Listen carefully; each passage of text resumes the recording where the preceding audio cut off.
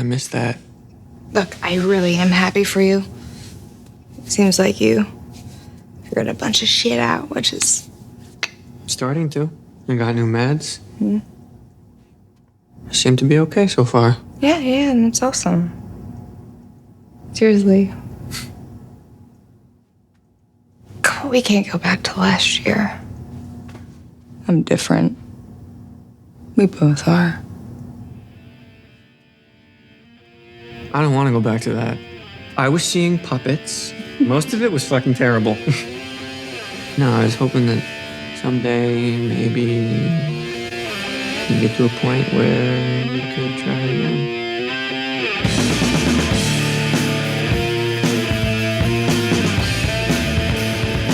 Hey, panelists, welcome back to the show. I'm Mark. And I'm Steve.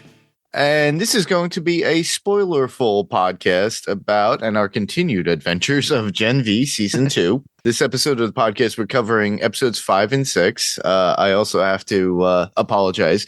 We had a little bit of delay in recording and getting this stuff out to you, but, you know, it's around the holiday season, and I hope everybody is having a happy holiday so far. Christmas, you know, Hanukkah, everything is coming around the corner very soon. By the time you get this, it'll be Christmas week or Hanukkah week too, because Hanukkah just started at the same time. So happy holidays. And if we don't come back before the new year, happy new year. But we'll have to see. Yeah.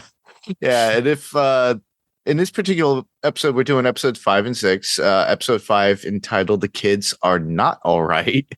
And episode 6 entitled Cooking Lessons. Which I don't. Oh, yeah, there was a bit of cooking in there. yeah. Stan. We'll talk about when we get there. That was a funny scene that I thought was really really sweet and interesting. Same here. So, all right, if you want to give us an idea of the synopses, sure. So, season 2, episode 5, The Kids Are Not All Right. It sees Marie and crew attempting a daring rescue of Kate from Elmira, only to get captured and sent back themselves, leading to intense training under Dean Cypher and Sister Sage, with Marie's powers escalating dramatically, culminating in her resurrecting her sister Annabeth from the dead in a shocking twist that changes everything in the boys' universe. That completely left out Sam. They did. It says nothing about Sam and his. That's just. Yeah, I know. Whatever. These synopses, they're okay. You can bring it up. You can bring up about Sam when we get into the rough part of it. But yeah. And then episode 6, Cooking Lessons. Marie and her friends escape Elmira prison, dealing with Marie's revived sister Annabeth and her own immense power, while Dean Cypher reveals his sinister plans to recreate Thomas Godolkin's God-tier soups, leading to a shocking boys cameo from Stan Edgar and Zoe Newman, who decapitates Cypher's enforcer, setting up massive conflict and revealing the true origin of soups and a potential link between Marie and Homelander. That's a little better. That's almost too much. It gives away a lot of it. Yeah. This is stuff that I found online. It wasn't anything that came straight from the from Amazon Prime, which I highly recommend everybody check, because I guess mine went to a regular tier because I didn't have anything paid in it, like a card. So keep that in mind. I kept getting ads. I'm like, why am I getting ads? Yeah. I had to recently add like a $2.99 a month. Extra fee to mine so that I don't have to watch ads from Amazon Prime. It bugs me every time I see it come out of my bank account, but I'm just like, I'm already paying you guys $15 or whatever. You know, I'm already paying whatever 100 and something, whatever it is for Amazon Prime, or whatever it is, $100 or $169 for the year for Amazon Prime. And then on top of that, I got to pay another $2.99 a month. That's just more fees upon more fees. Yeah. But it allows us, because I was getting so tired of watching movies and shows like with with ads. So keep that in mind, everybody, listeners. You know, you could, you're probably in the same boat as we are, but I hate ads, and I just was like, I can't do this. I do too. I pay extra. All my streaming services, the ones that I pay for, I've added the extra, however much it is for no ads. So Yeah, like Netflix at one point jumped to that, Yeah. and I think Disney has a tier for that too now. Yeah, But it's Hulu so has a weird. tier for it, and I don't have Yes. Disney, but Hulu has a tier that has an ad free tier, and then Paramount Plus and AMC Plus both have ad free tiers that you have to pay a little extra for. So I pay yearly for my AMC Plus, which is pretty yeah, cool. that's what I pay. Yeah, I pay yearly for it, but it's like I said, the fee's a little bit. I think it's a little bit higher for an ad free. I pay about yeah, $90 a year. yeah, I'm not sure what mine is. I haven't looked at it in a year, but that sounds about right. $90 for Paramount for Which AMC isn't Plus, bad. and then I think Paramount I pay monthly for Paramount. I think. Yeah, I do too. I don't know, but All right. anyway, back to it. Back to the show, everybody. Yeah. All right. So with this particular episode, it started out a little bit strange with Cypher. Yeah, that cold open was a little creepy. Yes. A month it's a month before I'm guessing a month before the established parameters of the season, and we see Dean Cypher pulling his, and I'm using air quotes here because we still don't know for sure. He's called him his father. We don't know what that is. We see him pull him out of the hyperbaric chamber. He's washing his wounds. He's feeding him some kind of weird applesauce or something. Yeah, applesauce or something. He's massaging him. He's working his muscles and stuff. And then Sister Sage comes along and they they have a conversation. Well, they also have a conversation too, which is so funny because she brings him a garden gnome, and she's talking about I think it's Mozart that's playing. And that it was Einstein's favorite, and Einstein was a racist. And the quote is, it's like saying, "Oh, we're gonna get everything we." Oh no. She goes, "You have the most cliche taste in music. This is one," and he's like, "This is one of Einstein's favorite pieces. He's considered a revelation in Mozart's Ouvert." And she goes, "Einstein was a racist. Racist? He goes, she goes, yeah, he was under surveillance by the FBI for his civil rights activities. He hated Chinese people." Yeah. He goes, just because he fought for my team doesn't make him not a racist. Yeah. I thought that was interesting. Yeah. An interesting take on it. But of course, then they have sex with the person guy watching right there. And I've heard the theory, and I can't remember if it was on TV Podcast Industries or another podcast. I can't remember where I heard the theory. It wasn't mine. The theory that there's a theory out there now that that possibly, if that is Thomas Godolkin, who's all burned, that he's actually the one who has V in his system, and he's puppeting Dean Cypher. That's why Dean Cypher doesn't have any V in his system, because he's not a soup himself, but he's being puppeted by a soup. I don't know. That seems a lot removed,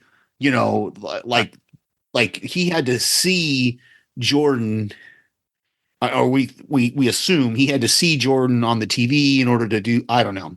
It was it's an interesting theory, and it may work out. Fight. He had to see Jordan for the fight so he could take over through that. It's like he's playing Monopoly people and puppeteering. But Jordan, if he does. But Jordan does say towards the end of the episode, this episode, that that she could tell that he was in pain all the time. So there's another that lends a little bit of credence to maybe he's being puppeted by someone else. I don't know. It's an interesting theory, and I can't wait until we get done here, and I'll watch the next 2 episodes and find out what. There was one incident too of like, why would he hit himself as Cypher hitting himself? Remember? Yeah, and in the next episode, he calls the man, the older man, a dumpster baby. It's a weird relationship. It is a really weird relationship. So I don't know what's going on there. We'll have to hopefully they'll answer these questions before the season. But I love how they skip from there and they go right to the locker room where you see both Marie and Jordan's just having a rage fit because she literally almost killed Marie, and then Marie was able to do whatever she could. Yeah, and then Marie almost killed her, and them, I guess, would be the technical for them. But of course, now Jordan doesn't look any worse for wear. They must have healed from The their wounds. from whatever it was. That was interesting. Yeah, and we get this idea when Dean Cipher comes in, and again he's talking about how weak Jordan is, and we've not seen him. We've not seen him. We've seen him puppet polarity. We're going to see him in this episode. He puppets polarity, and he puppets him in the next episode also. But of course, we'll talk more about that when we get to episode 6, because something happens there. But he talks about how Jordan is is weak-minded, and that's why he was able to do it. So it gives you some limitations maybe to this power of his being able to puppet people. We'll see. Interesting. Yeah, then Kate gets captured and brought to Elmira. Yeah, that was tense, man. That scene where she had to strip down, and they put the collar, which it's very much almost X-Men related or even Marvel related, where it hinders the powers. Right. And they're able to shock her. Yeah. Yeah, she was able to retaliate at a certain point and try to get the guy to murder everybody in the room with suggestion. But again, her powers are still glitchy, so he electrocutes himself. Yeah. And then the other guards are able to overpower her before she can try to convince them of anything. So yeah, that was intense, because I didn't know what, we've seen a lot of prison movies and a lot of these kind of things where bad stuff can happen in those rooms with those guards and stuff. And well, they made her strip, and it's all men, and she was just like, it's like, no, take everything off.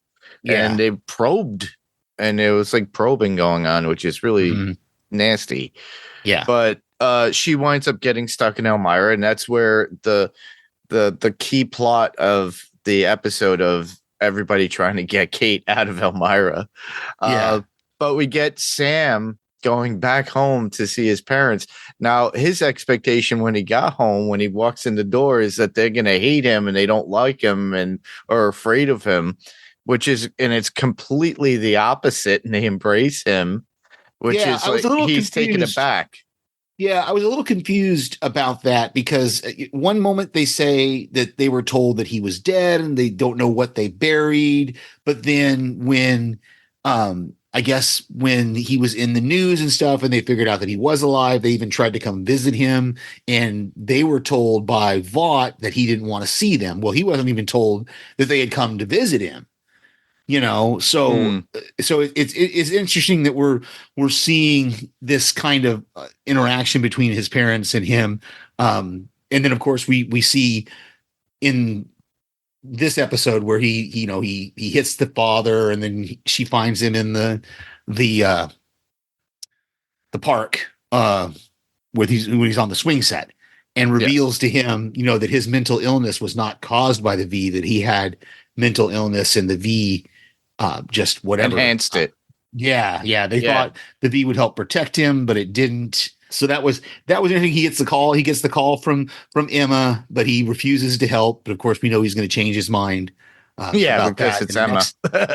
Yeah, exactly. And then we get them with their attempt to. It was funny too. The meeting of Sam as they were going to. Was it Sam? No, or somebody else? In the next episode. It's in the next episode. Well, Sam doesn't show up until the next episode. But no, they get to the roof. Somebody else. Yeah, they get to the roof. They get to the roof of Elmira, and they find the grate is across the top of the thing. And then, of course, the concussion grenade comes out, and you hear Emma going, trap, trap, trap, trap, trap, trap, trap, trap, trap. And of course, then they all wake up and they have the collars on them. And she sees that she's in the cell across from Kate. And you look like a weird Barbie.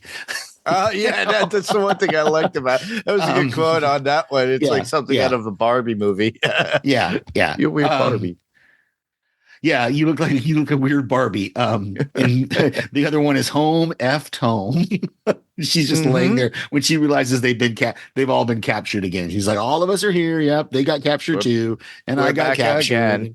We're back here at square one.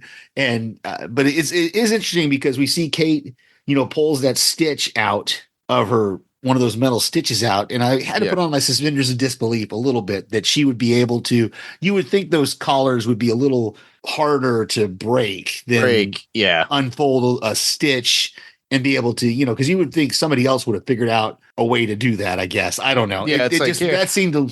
Yeah, it's like picking a lock with a bobby pin. Yeah, exactly. Or like picking like unlocking handcuffs with like a bobby pin. We know that you can't do that with a handcuff. The handcuff keys are special metal.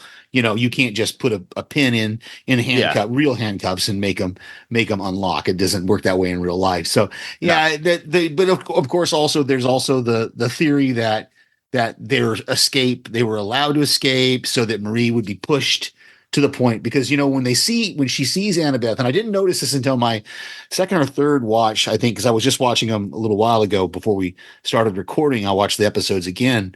That Annabeth does not have a collar on when they show her to Marie, and so at the end when they come back and they see her throat slit, she doesn't have a collar on. So obviously they either didn't realize until now that Annabeth had powers. Mm-hmm. And I'm assuming what she says in the next episode, she says, well, now everybody knows that I have powers.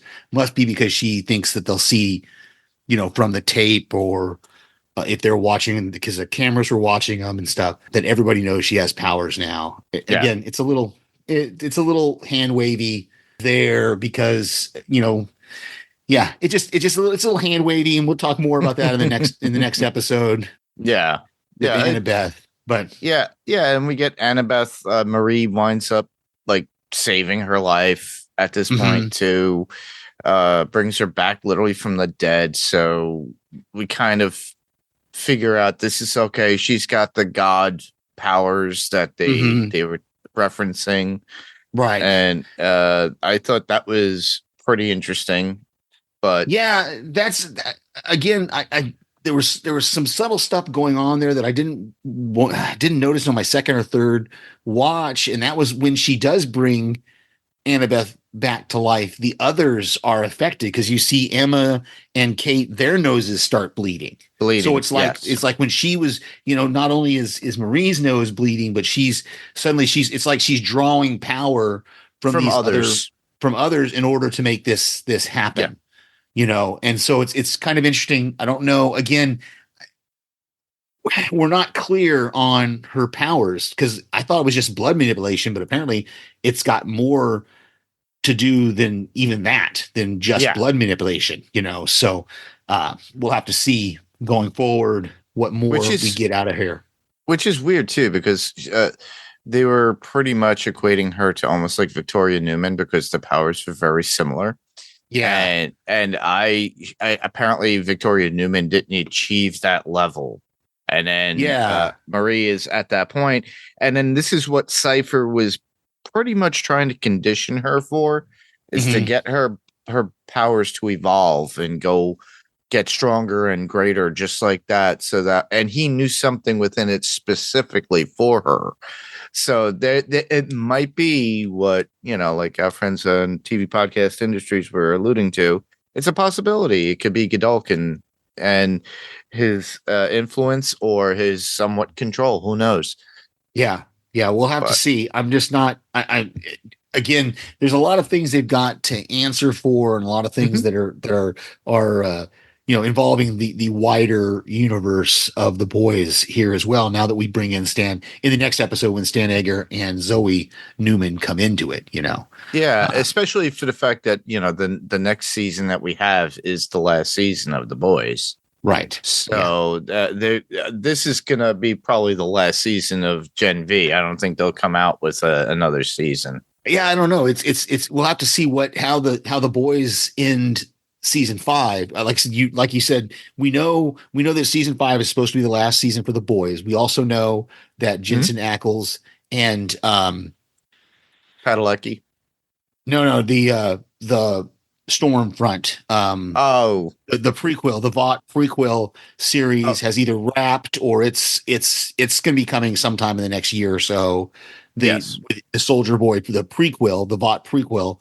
And we don't know if maybe they'll do a third season of Gen V. I don't know. It's just, again, it's going to depend on how the boys ends up, how that season 5 ends. but definitely, I mean, I trust Eric Kripke and I trust that team. You know, they got Supernatural through 15, 16 seasons. So I think, I think we can trust them a little bit. But yeah, so there's a couple other things I don't want us to miss. We do see, you know, when this has become my regular thing now for the next 2 episodes is Dean Cypher and Polarity.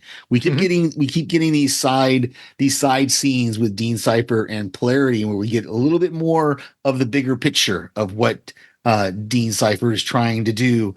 And we see him with Polarity, where he tells Polarity the truth about how his son actually died. And then he stabs himself in the hand, and we see him later with a bandage on. Because remember, Marie starts looking at his bandage, and he's like, "No, don't look at my boo boo," you know. Oh yeah. So we definitely see there's more going on with them, and but we still don't know his full plan. We're going to get more of the plan in the next episode, but we still don't get a lot. We know that he's got some bigger plan for Gen V and for God U though going forward, which I think is interesting. The bigger plan. Yeah, no, you were going to talk about the bigger plan. I was going to talk about the bigger plan. I was thinking about more of Cypher and his interaction with Polarity.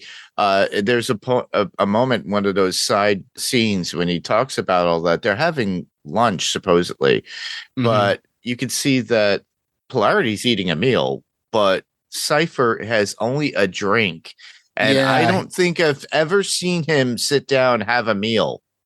At all. He talked about eating, but so again, I don't know if this has something to do with his non-existent power or because somebody else is controlling him.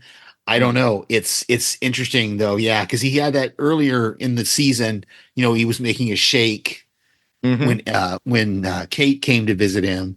And so we're going to see some more about his eating habits. Cause of course, again, he's eating kind of the same thing almost that he was feeding the old man guy. Yeah. The old man. So, we find out that Sister Sage is now the CEO of Vought and that, Ashley is, somewhere else, not doing too well. But there's an interesting interaction there too, that when they're talking about that, because she talks about the fact that Homelander's not going to like when he finds out that Marie is getting to be more powerful. They're like, he won't be happy when they find this out, and they're going to have to make sure to kind of keep it under wraps. So again, I wonder if we're going to get, like we did in the first season, if we're going to get a Homelander cameo some point. Like at the end of the season. At the end of the season, it's going to lead us into the boys. So we'll see. Yeah, and this kind of leads right into episode 6, which is fine. Sam saving the day and Elmira breaking them out, coming out like the Kool-Aid man. Before we move on to episode 6, got a couple of quotes that I didn't share yet that I don't want to miss. When they do escape, when they start their plan to escape, before Marie brings Hannibeth back to life, you know, Kate she gets the collar unlocked and she uses her power on the guard, who then sticks the key in his eye.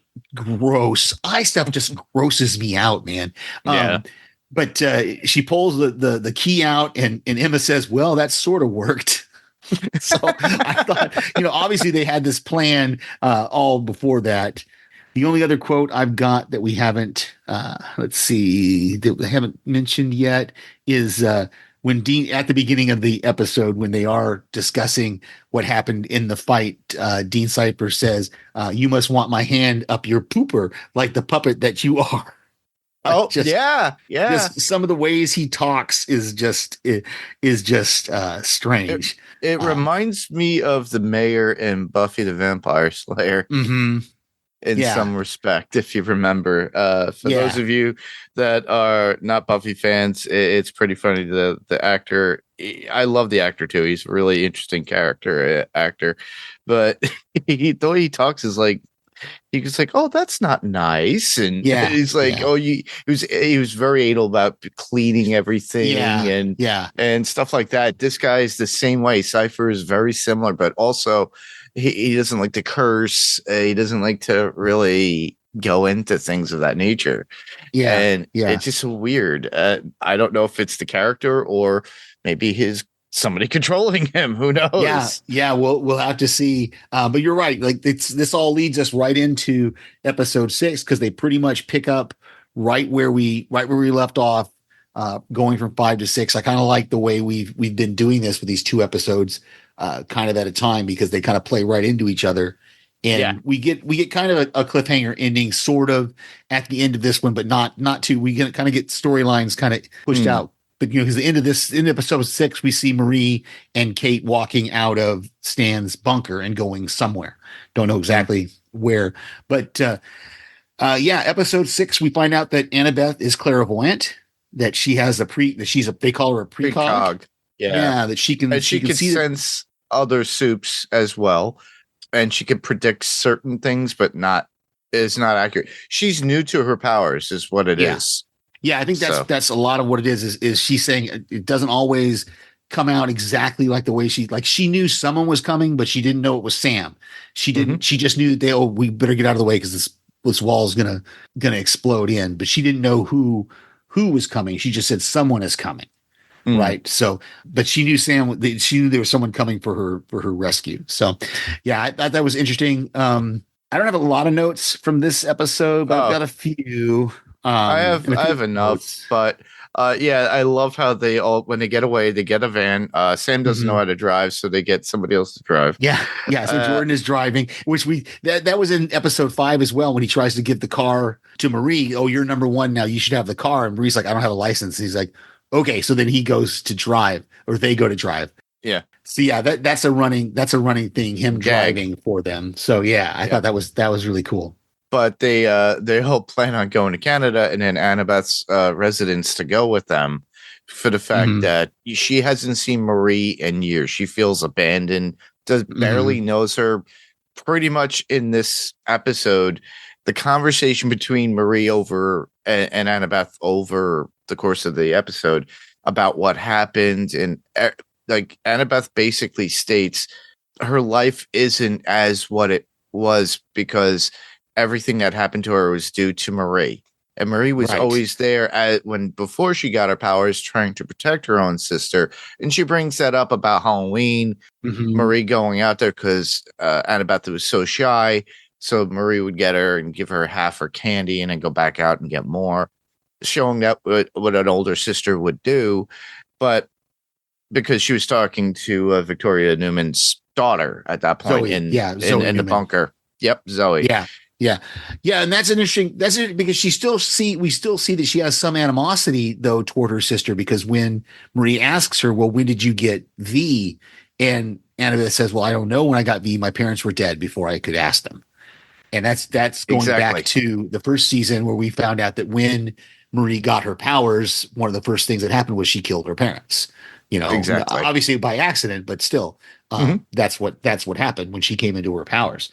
So it's interesting. It's going to be an interesting dynamic to see, especially now that we know the end of the episode. Marie's walking out again, kind of abandoning Annabeth once more. So we'll have to see if Annabeth is going to forgive her this time, or what's going to happen like that. Well, leaving her at the bunker, pretty much, if you think about it. I mean, it's still, it's not really abandoning her. Yeah, she's in good hands, but still. It still could be I don't know. She could feel some sort of way about it. That's all I'm saying is she could feel some sort of way about it, especially with her precog abilities. What is she going to see the future of? So yeah, there's more to establish with they've done very well with showing a lot with these characters and developing them. So, and compared to some other shows where you're like, that's missing, at least we got this in this particular show. At least the writing was there. They didn't omit certain things, but there was a couple of moments in the show that made me laugh, like Emma trying to call the guy and Sam's with them. She goes, I can't remember anybody's phone number.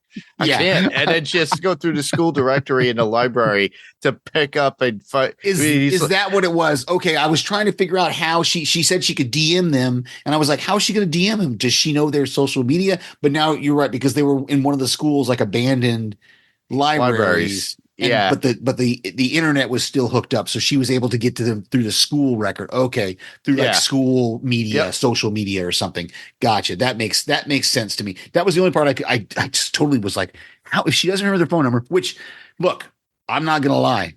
Nobody remembers anybody's phone numbers nowadays. Put a gun to my head. I know my own phone number. Own phone number, and I might be able to recall like one of my best friends' numbers, maybe. Put a gun to my head. But, I know. Yeah, I don't have any. I feel like I should like print them out or something and carry them around in my wallet because you never. What if your phone dies and suddenly you don't have anybody's number? But yeah, I'm in that same boat. I don't remember phone numbers anymore. I don't know. I use GPS to get to people's houses. Now we used to have to remember how to get to where people lived. Now you just put their address in your car or your phone and takes you right to them. So yeah, I'm in that boat. I'm 55 years old and I'm still, but that's an issue that I should probably remedy that. Or you should rectify that issue. Yeah, exactly. Rectify that issue. Remember some people's phone numbers at least. I do too. I thought that was great. Yeah. I thought it was interesting. Cypher continuing to use polarity as his own little puppet. When the student calls him about Marie and Emma, Cypher takes over like the puppeteer that he is, and literally because he just hands polarity the phone at that point and winds up talking through him, and it was like a weird Professor X kind of thing to do. Yeah, where you see him in the back while polarity's talking, and it's him literally mimicking everything that Cypher had said. Yeah, but then towards the end of the episode, though, there's a little bit of a glitch there because polarity's able to stop him and throw him out the window. So I don't know, what does that mean? Did something happen? Like I said, is he being puppeted by the burned guy and something happened that he lost that connection? I don't know. There's an interesting quote in there when he's talking about he believes, Dean Cypher believes Marie he keeps calling her the salvation. He's saying that she's going to be the way that Supes are able to take over the world. He reveals that he's going to cull the student population by 75%. He's going to weed out the weaker ones and the stronger ones are going to survive. But there was an interesting quote that I did write down when he's doing that whole thing, when he says, when science fails us, the only weapon left in our arsenal is faith. And I thought that's deep, man. That is deep. That's a deep cut. Yeah. He's saying that, look, I've got to have faith that I believe it's, you believe in something. It reminded me of in the movie Serenity, when they're talking about the bad guy there who like he believes in something, that he's the worst kind because he believes in what he's doing, that what he's doing is right. And Dean Cypher's the same way. He believes what he is doing is the right thing to do. So it's going to be interesting to see how that plays out the rest of the last couple episodes. I was definitely entertained by the fight with the Viking when he shows up. Sam getting to fight the Viking was great. He couldn't handle it himself at times. Emma was a little bit too short on the powers. She couldn't get them to work. Say something nice to me. Say something nice to me so I can grow. And then Marie, goes outside. Jordan goes outside to try to help. She's there helping Marie. But then, of course, we have Zoe Newman show up with her little, and she just eats the guy's head. I was like, with the worms coming out of her face. I thought it was funny. And then we get Giancarlo Esposito as Stan Edgar, and he takes them to the bunker. Yeah, which is pretty cool. Again, it's the humor. You get to find the humor in this thing of this sweet looking little girl. Running around all covered in blood and all and Stan, and all giddy and happy about it, and Stan is like, okay, we're gonna go, and she's like, shotgun. Like, oh my goodness, This girl is twisted. I don't think she's twisted. I think it's just her personality. She's got a nice, happy personality. Yeah, Especially yeah. when he's like, he gives her a hug and he goes, "Oh, you need to clean up." Yeah. Grandpa. And smell like, and Emma smells herself and goes, okay, yeah, we all need to. They all have that certain smell, and he's like, and Emma's like, "What, me?" There was a cool moment between. Well, it was also funny how he talks about the bunker and how it's like not even a soup could get into it. Who's got the power of like a bomb, like a megaton bomb, and nobody could find it, and he's put a lot more money in it, and it's very well protected. What did he say? Mark Zuckerberg has a smaller version. Yeah, has a smaller version of this or something like that. Yeah, that was great. I love that. That's where we get the cooking part of it, where he says he paid seven figures to. I watch a lot of cooking shows. I didn't recognize. I didn't recognize the name of that chef. I didn't recognize that name, but he says he paid a bunch of money for Thomas Keller. That's who he says for Thomas Keller to teach him how to cook, and he doesn't get to use it all that often. So, thought that was interesting. He was making frittatas for everybody, so he's constantly putting the eggs in there, making Jordan do the tomatoes, and he goes, "Oh, great! More. We have to go through this and watch you cook before we get information." We find out that Marie and Homelander are the only survivors of the Odessa experiments. That all the rest of them had died. We find out that's what the difference is. We knew that Homelander had been given in the womb, had been somehow given compound V, and we find out Marie's the same way. But finding out they're the only two that survived that process is interesting, because that means we don't know. Yeah, we just don't know. And then also the assumption again, they're really hitting us over the head with this Thomas Godolkin, that this burned up guy being Thomas Godolkin. So I don't know if that's actually going to be who he is. But even Stan says, well, I'm not sure that the guy you saw was Thomas Godolkin. So it's almost like they're trying to sold on it. Yeah, he's not sold on it. It's almost like they're toying with us a little bit with this. That they're trying to subvert our expectations, and I don't know which way it's going to go. I know I did read several weeks ago, or when the series wrapped, when the season ended for real, that there were some complaints that fans figured out some big twist, and I don't know what that twist is. I didn't go any further into the article because I didn't want to get spoiled. By it, but I'm assuming maybe that's what this is that they're just hitting us over the head with this Thomas Godolkin guy, but we'll find out. We see more pictures of a young Godolkin too at a certain point, and they kind of allude to it. I really liked what Cypher had to say with his talk with Polarity about what he was doing and how he was going to try to narrow the population of God U down to 75%, so that only the godlike soups would. He goes, somebody who could do this with their butthole, they could change time with their butthole. That's not a soup that we would want. They want people more like Marie and Homelander, and then keep those as the regular, so that he could create more gods. Right. They want the strong. They want the strong to survive. And then they also want a way to control them, is what we find out from Stan Edgar, is that he's trying to figure out a way to control the soups. So that again would play into his whole puppeting power, whoever's got that power. And Stan wants to take back control of Vought. So he has to figure out what he wants to do. But the way that Cypher explained what he was doing within God U and everything, he uses Australia as a point of reference with the kangaroo population and culling it, allowing hunters to come in. And it's very much almost like the deer population, too. You have to take care of it in order for that to breed, so you could get the better...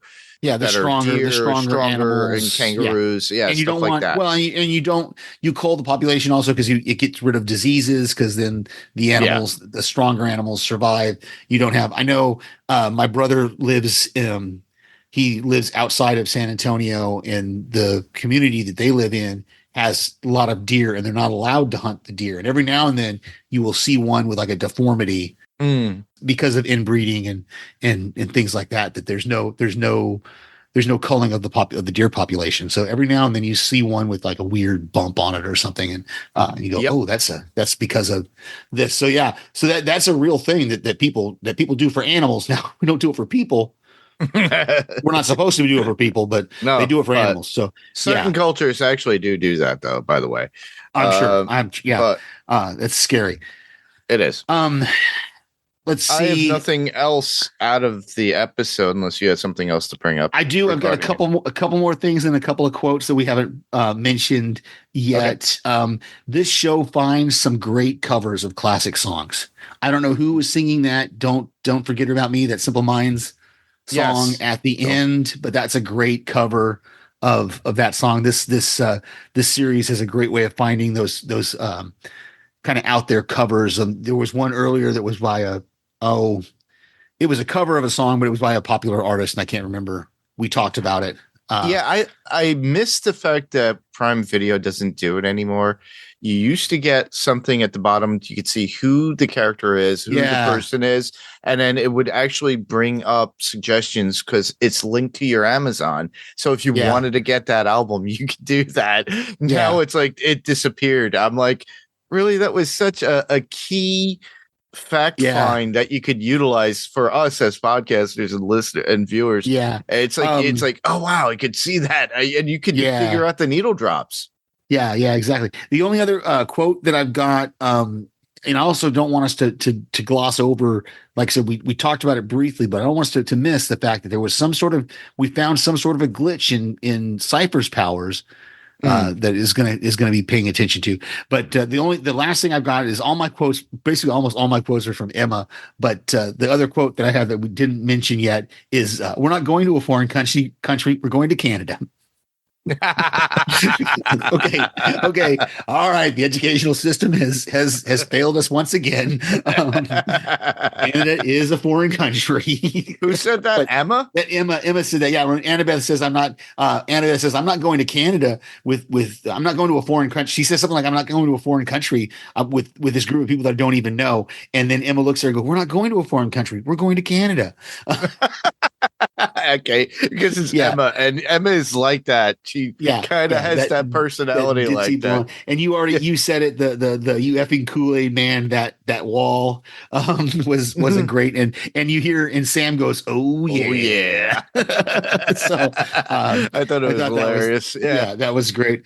I think that's all I've got. We already talked about the God tier superheroes that Homelander and Marie apparently are these God tier, and so we're going to get to see some more of that. See how the season ends. I'm ready. I'm ready to see where this is going to go, how they're going to wrap this up, and then obviously it's going to play into The Boys, which I think, did we get a release date on that? Is it April? I think so. Something like that for season 5 of The Boys. So still got a ways to wait, but we know what's coming. We know it's done. We know it's got a lot of cool actors that are going to be in it that are coming back, and I'm excited to see where they take this show. Yeah, same here. Okay, I think that about wraps our coverage for these 2 episodes. I just wanted to talk about a little bit of comic news that's coming up, because basically we got a lot of stuff that's coming out, that's going to be coming out in the next year. So we got a teaser trailer for Supergirl. Yeah, I don't know if you got a chance to watch that. I found did. it very I watched intriguing. I watched it a few times because I was really like, I'm really looking forward. It's weird. I think I messaged one of our friends. I said, I'm more excited about this Supergirl movie than I am Avengers Doomsday. And Avengers Doomsday is big, but I'm more excited now after seeing the trailer. I'm more excited for Supergirl because I want to see what they're going to do with this character, because I like it. Yeah. After we kind of covered, like Rob, the rest of the guys and myself wound up covering Superman, the ending with that, the end credit scenes was like, oh man, it's like Supergirl comes in and she's drunk or hungover or whatever, trying to get crypto, and then we get this trailer which shows a little bit more serious take of the character, and it shows why she would drink, obviously, and I knew that's what was going to come about it. I try to explain that to Rob and Adam and Frank and the guys about that, and I'm like, there's got to be a reason. She's got depression or anger, deep down anger, and that's why she's doing this. So that's the reason why Clark was trying to help her out watching Crypto, and why he needed to protect Crypto. Yeah, I'm excited. I'm looking forward to as well. We got teasers for Doomsday itself, which was interesting. There's a lot of leaks of the teaser trailers from overseas that are being shown. Oh, is there? You could see a lot of it, but I'm looking forward to the idea of Doomsday. A lot of what I've already read or seen tweets of seems to be somewhat true of how it's going. Spider-Man Brand New Day, a lot of that stuff's coming out too, and I'm looking forward to that. There's a lot more content for us to be covering in the coming months and year, obviously. Yeah. So I look forward to that. We're going to be busy. I'm also 2026 is going to be a busy. Yeah, for you comic book fans, if the actual comics, everybody, I highly recommend it. I got to look for it. It's in trade somewhere. I got to find it. I got to find it online. It's Godzilla against the Marvel universe. So it's Godzilla, and it's very much almost like the original Marvel comics with Godzilla, and then it had Marvel heroes in it. But they have cool covers on them, like him, like Venom, the symbiote on him, and the Iron Man armor and things like that. It got some like really cool scenarios that happen within it. I'm looking forward to that. So if you guys are interested, check that out. Check your local comic shop. Obviously, give them some business. Other than that, that's it for any comic book news or anything to reference what's coming out. We'll go right into podcast recommendations. Anything that you want to promote, Steve? What's on tonight's coverage of It Welcome to Derry? They did a great job, Becky and Mandy, talking about what's on talking about It Welcome to Derry on what's on tonight. So I'm excited to hear them as that season one has wrapped. Eager to hear what they have to say. And then of course, we're coming up to pretty close to the end of Pluribus, and Podcastic is covering Pluribus on Wax Episodic. And if you haven't been watching Pluribus on Apple TV, man, it's a great show. You should. Yeah. You should be checking it out. So yeah, I recommend those two just off the top. Of course, everything that Podcastica does is great. Everything that Pirate Core Entertainment does is great. All that stuff is good. So yeah, I have nothing really to plug or promote other than what we normally do. So because everything we have in feedback, we'll just be promoting the rest of it anyway. So where else can listeners hear us? So obviously, Steve.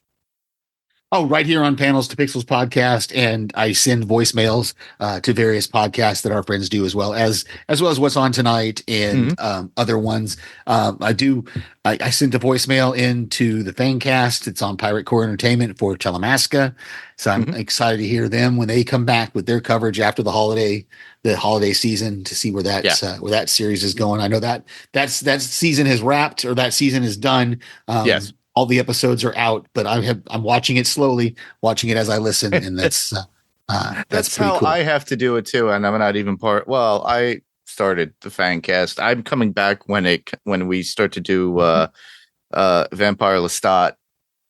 So I wanna do that. I started watching the Telemasca, so I only get a chance to record and edit them and put it out. They're taking their time because obviously they have a life, everybody. Yeah. So please give them that. And then, if you're listening, please do continue to listen, send in feedback. I could be heard here, Adrenaline Cinema Podcast, Pirate Core Entertainment Podcast, as well as sometimes I'm on What's On Tonight and other shows that we do here on the Pirate Core Entertainment Network.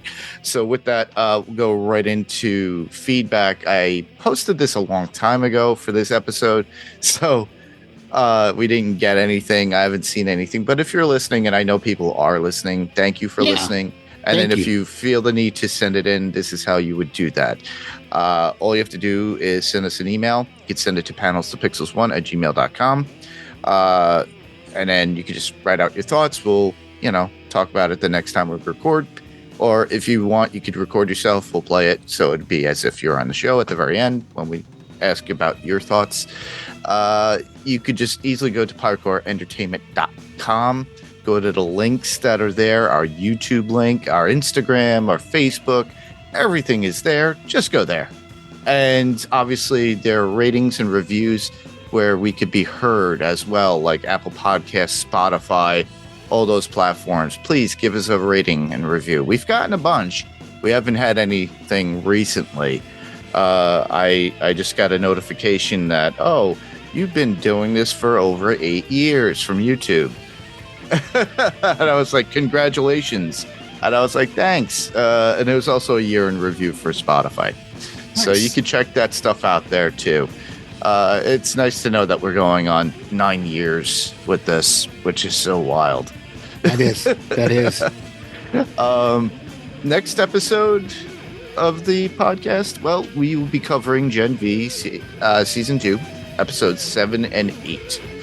I don't have the titles, but you could easily I had them up in front of me earlier, but I didn't look at them, so. Yeah. So that's about it. I just want to thank you all for listening. I'm Mark. And I'm Steve. Same podcast, different panel, different pixel. This was Panels to Pixels podcast. And we'll see you guys on the next panel. Bye-bye. Good night.